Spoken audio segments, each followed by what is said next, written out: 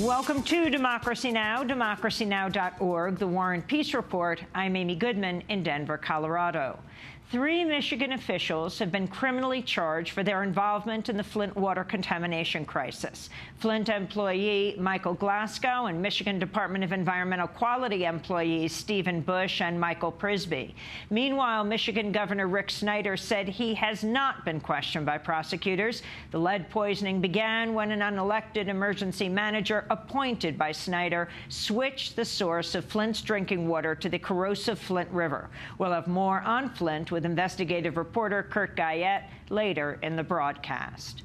U.S. Treasury Secretary Jack Lew has announced new $20 bills will feature Harriet Tubman on the front, replacing former president and slave owner Andrew Jackson. Harriet Tubman is one of the great American stories. A woman born a slave, illiterate for her whole life. She brought many, many people out of slavery through the Underground Railroad by time and again risking her own life to save others. She did intelligence for our Army during the Civil War.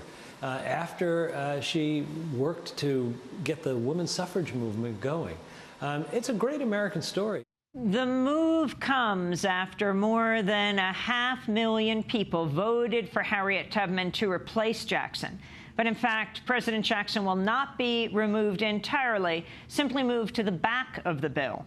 Some have criticized the idea that Harriet Tubman should represent U.S. currency at all. In a 2015 essay that went viral again yesterday, writer Feminista Jones wrote, quote, "If having Harriet Tubman's face on the $20 bill was going to improve women's access to said bill, I'd be all for it. But instead, it only promises to distort Tubman's legacy, which is rooted in the resisting foundation of American capitalism," she wrote.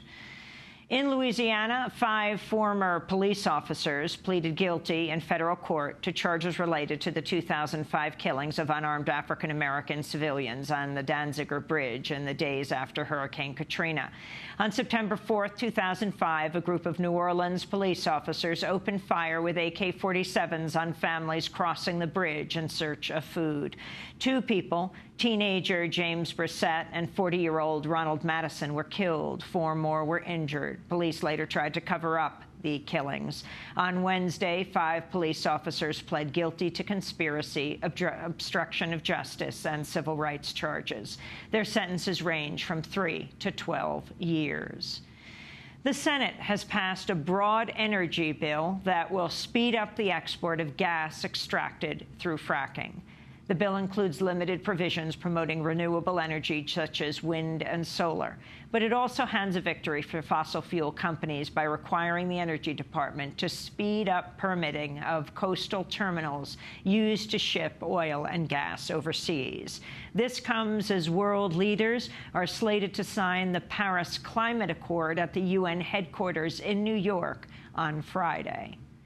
Volkswagen is headed to court today in San Francisco, where it faces a deadline to work out a deal with the U.S. government over the auto giant's emissions cheating scandal. The deal reportedly includes Volkswagen either fixing or buying back more than 500,000 cars that were equipped with software to evade U.S. emission rules. Volkswagen also faces a maximum penalty of $18 billion. Volkswagen has admitted to rigging some 11 million vehicles worldwide. U.S. regulators say Volkswagens were emitting up to 40 times more pollution than standards allow. In Washington state, workers are scrambling to move nuclear waste out of a storage facility after a leak was discovered inside one of the tanks at the Hanford site over the weekend. None of the nuclear material appears to have escaped the double-walled storage tank yet, but a former worker at the site has called the leak catastrophic. The tank holds 750,000 gallons of radioactive waste. Meanwhile, in Mexico, an explosion at a petrochemical facility has killed 3 people, injured more than 60 in the southern state of Veracruz. The facility is owned by Mexican national oil company Pemex. New data shows the U.S. Air Force is increasingly relying on drones rather than manned aircraft in the ongoing war in Afghanistan. In 2015, drones released 530 bombs and missiles in Afghanistan. This accounts for 56% of the weapons deployed by the U.S. Air Force. In contrast, in 2011, drones were used for only 5% of the weapons deployed by the Air Force. President Obama had previously said the 2014 drawdown would, quote, reduce the need for unmanned strikes. In New York City, Boston, Chicago, and Washington, D.C., Jews have staged protests dubbed Liberation Seder to demand U.S. Jewish establishment groups end their support for Israel's occupation of the Palestinian territories. The protests draw on rituals from Passover, which begins Friday night. 17 people were arrested at a protest inside the New York City offices of the Anti-Defamation League on Wednesday, while 6 people were arrested Tuesday at a protest at AIPAC's offices in Boston. More protests are planned for San Francisco later today. In New York City, residents gathered outside the Brooklyn Board of Elections office to protest the purging of 125,000 Democratic voters from the voting lists ahead of Tuesday's primary. Kathleen Menegozzi spoke out. I'm here protesting for the purged voters. I was one of them. I registered in 2008, voted in 2008, and then voted again in 2012.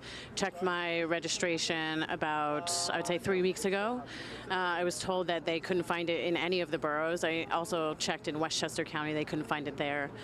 And then they told me to give them a call back and that they were figuring it out, and then I called them back the day before I was supposed to go in and vote, and they told me that I was still not in their records, although they had seen that I had in fact voted in the past. So I'm here today because voters shouldn't be silenced. The voting process shouldn't be as difficult as it is, and I'm not going to be silenced.